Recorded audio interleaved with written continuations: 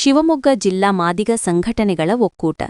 ನನ್ನ ಆತ್ಮೀಯ ಶಿವಮೊಗ್ಗ ಜಿಲ್ಲೆಯ ಮಾದಿಗ ಬಂಧುಗಳೇ, ಮುಖಂಡರೇ ಹಾಗೂ ಅಣ್ಣ ತಮ್ಮಂದಿರೇ, ಅಕ್ಕ ತಂಗಿಯರೇ, 27/3/2026 ರಂದು ಶುಕ್ರವಾರ ಸರ್ಕಾರದ ವಿಶೇಷ ಸಭೆಯಲ್ಲಿ ಉನ್ನತ ಮಟ್ಟದ ಚರ್ಚೆಗಳು ಇರುತ್ತದೆ.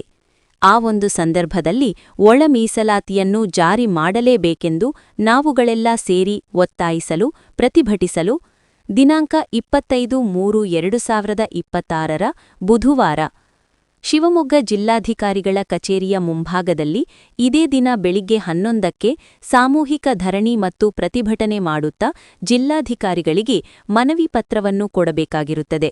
ಮಾದಿಗ ಮುಖಂಡರು ಯಾವುದೇ ಪಕ್ಷದಲ್ಲಿದ್ದರೂ, ಯಾವುದೇ ಸಂಘಟನೆಯಲ್ಲಿದ್ದರೂ ನಾವೆಲ್ಲ ಒಂದಾಗಿ ಹೋರಾಟ ಮಾಡಬೇಕಾಗಿದೆ. ಇದು ನಮ್ಮ ಮಾದಿಗರ ಸ್ವಾಭಿಮಾನದ ಬದುಕು. ಹಾಗಾಗಿ ಜಿಲ್ಲೆಯ ಸ್ವಾಭಿಮಾನಿ ಮಾದಿಗ ಬಂಧುಗಳು ಹೆಚ್ಚಿನ ಸಂಖ್ಯೆಯಲ್ಲಿ ಈ ಕಾರ್ಯಕ್ರಮದಲ್ಲಿ ಭಾಗವಹಿಸಿ ಕಾರ್ಯಕ್ರಮವನ್ನು ಯಶಸ್ವಿ ಮಾಡಬೇಕೆಂದು ತಮ್ಮಲ್ಲಿ ಮನವಿ ಮಾಡಿಕೊಳ್ಳುತ್ತಿದ್ದೇನೆ. ಇಂತಿ ತಮ್ಮ ವಿಶ್ವಾಸಿ ಮೂರ್ತಿ ಸಿ, ಅಧ್ಯಕ್ಷರು, ಕರ್ನಾಟಕ ಮಾದಿಗ ದಂಡೋರ.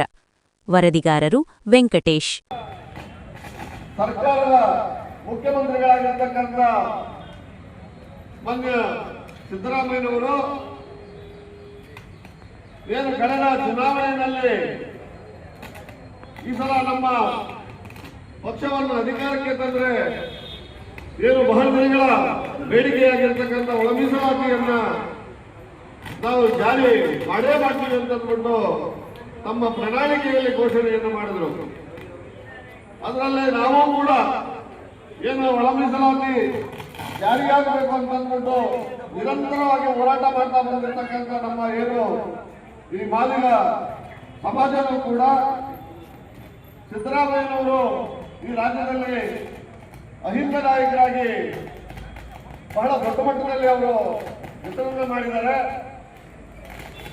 ಅವರ ಒಂದು ನೇತೃತ್ವದ ಸರ್ಕಾರವನ್ನು ನಾವು ಅಧಿಕಾರಕ್ಕೆ ತಂದ್ರೆ ನಮ್ಮ ಬಹುದಿನಗಳ ಕನಸು ಈಡೇರುತ್ತೆ ಅಂತಂದ್ಬಿಟ್ಟು ಇಡೀ ರಾಜ್ಯದಲ್ಲಿರ್ತಕ್ಕಂಥ ಎಲ್ಲ ಒಳ ಮೀಸಲಾತಿ ಪರವಾಗಿ ಹೋರಾಟ ಮಾಡ್ತಾ ಬಂದಿರತಕ್ಕಂಥ ಸಂಘಟನೆಗಳು ಮತ್ತು ಒಳ ಮೀಸಲಾತಿ ಪರವಾಗಿರತಕ್ಕಂಥ ಎಲ್ಲ ಸಂಘಟನೆಗಳು, ಮಾದಿಗ ಸಂಬಂಧಿತ ಸಂಘಟನೆಗಳು ಮತ್ತು ದಲಿತ ಸಂಘರ್ಷ ಸಮಿತಿಗಳು ಹಾಗೂ ಆದಿಜಾಂಬವ ಸಮಿತಿಗಳು ಎಲ್ಲರೂ ಕೂಡ ಒಟ್ಟಾಗಿ ಸೇರಿಕೊಂಡು ಇವತ್ತು 25ನೇ ತಾರೀಕು ಏನು ನಮಗೆ ಒಳ ಮೀಸಲಾತಿಗೋಸ್ಕರ ರಾಜ್ಯಾದ್ಯಂತ ಎಲ್ಲ ಜಿಲ್ಲಾ ಅಧಿಕಾರಿಗಳ ಕಚೇರಿ ಮುಂದೆ ಪ್ರತಿಭಟನೆ ನಡೆಸಿ ಒಂದು ಮನವಿಯನ್ನು ಜಿಲ್ಲಾಧಿಕಾರಿಗಳ ಮುಖಾಂತರ ಮುಖ್ಯಮಂತ್ರಿಗಳಿಗೆ ಕೊಡಬೇಕು ಅಂತ ಇದಾಗಿದೆ. ಏನೋ ಎಲ್ಲ ಕಡೆನೂ ಮಾಡ್ತಾ ಇದ್ದಾರೆ.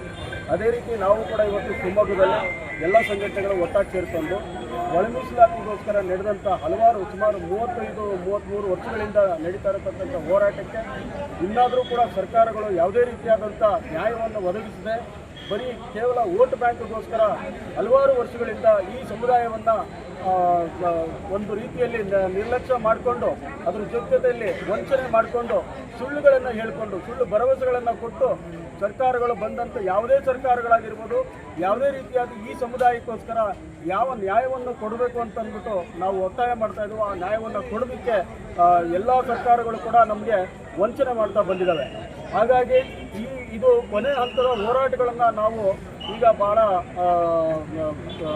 ಸರ್ಕಾರಕ್ಕೆ ಒತ್ತಾಯಿಸಿ ನಾವು ಕೂಡ ಈ ಹೋರಾಟದಲ್ಲಿ ಭಾಗವಹಿಸಿ ಅದರಲ್ಲೂ ಭಾಳ ಮುಖ್ಯವಾಗಿ ಹೇಳಬೇಕಂತಂದರೆ ಸುಮಾರು 35 ವರ್ಷಗಳ ಕಾಲ ನಡೆದಂಥ ಹೋರಾಟ, ಅದು ಒಂದು ಸಾಮಾಜಿಕ ನ್ಯಾಯಕ್ಕೋಸ್ಕರ ನಡೀತಾ ಇರತಕ್ಕಂಥ ಹೋರಾಟ.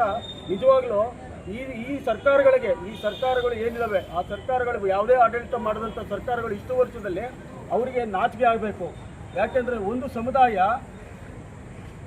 ಅತ್ಯಂತ ಶೋಷಣೆಗೊಳಗಾಗಿ ತನ್ನ ಅಸ್ತಿತ್ವವನ್ನೇ ಕಳ್ಕೊಳ್ಳೋ ಮಟ್ಟಕ್ಕೆ ಹೋಗಿದೆ. ಯಾವುದೇ ರಾಜಕೀಯದಲ್ಲಾಗಲಿ ಅಥವಾ ಶೈಕ್ಷಣಿಕವಾಗಲಿ ಅಥವಾ ಸಾಮಾಜಿಕವಾಗಲಿ ಅಥವಾ ರಾಜಕೀಯದಲ್ಲಾಗಲಿ ಪ್ರತಿಯೊಂದರಲ್ಲೂ ಕೂಡ ನಮ್ಮ ಅಸ್ತಿತ್ವಗಳನ್ನು ಇಲ್ಲದಿದ್ದಂಗೆ ಮಾಡಿಬಿಟ್ಟು ನಮ್ಮನ್ನು ಮೋಸ ಮಾಡ್ತಾ ಇದ್ದಾರೆ. ಹಾಗಾಗಿ ಎಲ್ಲ ಸರ್ಕಾರಗಳಿಗೂ ಕೂಡ ನಾವು ಇಲ್ಲಿವರೆಗೂ ಮನವಿಗಳನ್ನು ಕೊಟ್ಟಿದ್ದೀವಿ, ಹೋರಾಟಗಳನ್ನು ಮಾಡಿದ್ದೀವಿ. ಆದರೆ ಈ ಸರ್ಕಾರಗಳು ಬರೀ ಕಣ್ಣೊರೆಸೋ ತಂತ್ರಗಾರಿಕೆ ಮಾಡ್ತಾ ಇದ್ದಾವೆ ಬಿಟ್ಟರೆ ನಮಗೆ ನ್ಯಾಯ ಕೊಡಿಸೋದು ಈ ದಿಕ್ಕಿನಲ್ಲಿ ಯಾರೂ ಕೂಡ ಯೋಚನೆ ಮಾಡ್ತಾ ಇಲ್ಲ. ಯಾಕೆಂತಂದರೆ ನಾವು ಪ್ರತಿ ಸಾರಿ ಉಗ್ರವಾದಂಥ ಹೋರಾಟ ಮಾಡಿದಾಗಲೆಲ್ಲ ಇವರು ಒಂದೊಂದು ಆಯೋಗಗಳನ್ನ ರಚನೆ ಮಾಡ್ತಾರೆ. ಆ ಆಯೋಗಕ್ಕೆ ಕೋಟ್ಯಾಂತರ ರೂಪಾಯಿ ಹಣವನ್ನು ವ್ಯಯ ಮಾಡಿ ಅದ್ರ ಜೊತೆಯಲ್ಲಿ ನಮಗೆ ಕಾಲಹರಣ ಮಾಡ್ತಾ ಬಂದಿದ್ದಾರೆ. ಈಗಾಗಲೇ ಸದಾಶಿವ ಆಯೋಗದ ವರದಿ ತರಿಸ್ಕೊಂಡಿದ್ದಾಯಿತು. ಅದೇ ರೀತಿ 2023ರಲ್ಲಿ ಮಾಧುಸ್ವಾಮಿ ವರದಿಯನ್ನು ತಗೊಂತಾರೆ 22ರಲ್ಲಿ. ಆನಂತರ ಇವರು ನಾಗಮೋಹನ್ ದಾಸ್ ವರದಿಯನ್ನು 2024ರಲ್ಲಿ ತರಿಸ್ಕೊತಾರೆ. ಹೀಗೆ ಪ್ರತಿ ಸಾರಿನೂ ಕೂಡ ಒಂದೊಂದು ಆಯೋಗಗಳನ್ನ ರಚನೆ ಮಾಡಿ ಅದಕ್ಕೆ ಕೋಟ್ಯಾಂತರ ರೂಪಾಯಿ ದುಡ್ಡು ಖರ್ಚಾಗಿದ್ದಾರೆ. ನಾಚಿಕೆ ಆಗಲ್ವಾ ಇವ್ರಿಗೆ? ಯಾಕೆ ಸುಳ್ಳು ಹೇಳಬೇಕು? ಇದನ್ನ ಸುಳ್ಳೇ ಕೇಳಬೇಕು, ಮೋಸ ಯಾಕೆ ಮಾಡಬೇಕು? ನಾವು ಕೇಳ್ತಾ ಇರೋದು ಇಷ್ಟೇ, ನೀವು ಮೋಸ ಮಾಡ್ತಾ ಇದ್ದೀರಾ, ನಮಗೆ ಸುಳ್ಳು ಹೇಳ್ತಾ ಇದ್ದೀರಾ. ಈ ಭರವಸೆಗಳನ್ನೆಲ್ಲ ನೀವು ಕೊಡ್ತಾ ಇರತಕ್ಕಂಥದ್ದು ನಮ್ಮ ಈ ಸಮಾಜಕ್ಕೆ ಯಾವುದೇ ರೀತಿಯಾದಂಥ ನ್ಯಾಯ ಸಿಗ್ತಾ ಇಲ್ಲ. ಹಾಗಾಗಿ ನಾವು ಇವತ್ತು ರಾಜ್ಯಾದ್ಯಂತ ಎಲ್ಲರೂ ಕೂಡ ಈ ಒಂದು ಧರಣಿ ಪ್ರತಿಭಟನೆಯನ್ನು ಮಾಡ್ತಾ ಇದ್ದೀವಿ.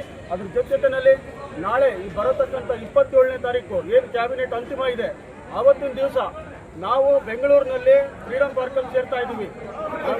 ಲಕ್ಷಾಂತರ ಜನ ಸೇರ್ತಾ ಇದ್ದೀವಿ. ಒಂದು ಕಡೆಯಿಂದ ಪಾದಯಾತ್ರೆ ಬರ್ತಾ ಇದೆ, ಪಾದಯಾತ್ರೆಗೂ ಬೆಂಬಲ ಕೊಡ್ತಾ ಇದ್ದೀವಿ. ಇನ್ನೊಂದು ಕಡೆಯಿಂದ ಫ್ರೀಡಮ್ ಪಾರ್ಕಲ್ಲಿ ನಮ್ಮ ಸಮುದಾಯದವರೆಲ್ಲ ಸೇರ್ಕೋಬೇಕು ಅಂತ ಒಂದು ಕರೆ ಕೊಟ್ಟಿದ್ದೀವಿ. ಆ ಸಮುದಾಯದವರೆಲ್ಲ ಎಲ್ಲ ಸಂಘಟನೆಗಳ ಮುಖಂಡರುಗಳ ನೇತೃತ್ವದಲ್ಲಿ ಇವತ್ತು ಆ ಸಂಘಟನೆಗಳ ಸಮುದಾಯದವರು ಸೇರ್ಕೊತಾ ಇದ್ದಾರೆ. ಅದ್ರ ಜೊತೆಯಲ್ಲಿ ನಾವು ಇವತ್ತು 25ನೇ ತಾರೀಕು ಏನು ನಾವು ಇಲ್ಲಿ ಪ್ರತಿಭಟನೆಯನ್ನು ನಡೆಸ್ತಾ ಇದ್ದೀವೋ, ನಮ್ಮ ಒತ್ತಾಯಗಳನ್ನು ನಾವು ಆಲ್ರೆಡಿ ನಮ್ಮ ಹಕ್ಕೊತ್ತಾಯಗಳನ್ನ ಹಲವಾರು ಸರಿ ಕೇಳ್ಕೊಂಡಿದ್ದೀವಿ. ಆದಾಗಲೂ ಕೂಡ ನಾವು ಈಗಲೂ ಕೂಡ ನಾವು ಸರ್ಕಾರಕ್ಕೆ ಕೇಳ್ಕೊಳ್ಳೋದು ಇಷ್ಟೇ, ನೀವು ಮಾಡಲಿಲ್ಲ ಅಂತ ಅಂದರೆ ನಿಮ್ಮ ಉಪಚುನಾವಣೆ ಏನಿದೆ, ಈಗಾಗಲೇ ನಿಮ್ಗೆ ಉಪಚುನಾವಣೆಗಳಲ್ಲಿ ಮತ್ತು ಬಂದಿರತಕ್ಕಂಥ ಈ ಹಿಂದೆ ನಡೆದಿರತಕ್ಕಂಥ ಚುನಾವಣೆಗಳಲ್ಲೂ ಕೂಡ ನಾವು ಪಾಠ ಕಲಿಸಿದ್ದೀವಿ. ನಾವು ಮುಂದಕ್ಕೂ ಕೂಡ ಪಾಠ ಕಲಿಸೋದು ನಮಗೇನು ದೊಡ್ಡದೇನಲ್ಲ. 35 ವರ್ಷ ಸೋಲನ್ನು ಅನುಭವಿಸ್ಕೊಂಡು ಬಂದಿರತಕ್ಕಂಥವ್ರು ನಾವು ಆ ನೋವನ್ನು ಹೆಂಗಿದೆ ಅಂತ ಹೇಳಿ ನಾವು ಉಂಟಾಗಿದೆ. ಆ ನೋವು ಬಗ್ಗೆ ನಮ್ಗೆ ಗೊತ್ತಾಗಿದೆ. ಆ ನೋವನ್ನು ನಾವು ಅನುಭವಿಸ್ಕೊಳ್ಳುವಂಥ ಒಂದು ಶಕ್ತಿನೂ ಇದೆ ನಮಗೆ. ಹಾಗಾಗಿ ನಿಮಗೆ ನಾವು ಬರತಕ್ಕಂಥ ಉಪಚುನಾವಣೆ ಏನಿದೆ ಆದರೆ ನ್ಯಾಯಯುತವಾಗಿ ಅವರು ಯಾರಿಗೆ ಯಾವುದೇ ಸಮುದಾಯಕ್ಕೆ ನ್ಯಾಯವನ್ನು ಕೊಡೋದ್ರಲ್ಲಿ ವಿಫಲರಾಗಿರೋದ್ರಿಂದ ಈಸ್ ಅನ್ಫಿಟ್. ಅವರು CM ಆಗೋದಕ್ಕೂ ಕೂಡ ಅನ್ಫಿಟ್ ಅಂತಲೇ ನಾವು ಹೇಳ್ತೀವಿ. ಹಾಗಾಗಿ ಅವರು ಯಾವುದೇ ರೀತಿಯಾದ ಅಹಿಂದ ಅಂತ ಮುಂದೊಂದು ದಿವಸ ಅಹಿಂದ ನಾಯಕ ಅಂತ ಹೇಳ್ಕೊಳ್ಳೋದಕ್ಕೂ ಕೂಡ ಅವ್ರಿಗೆ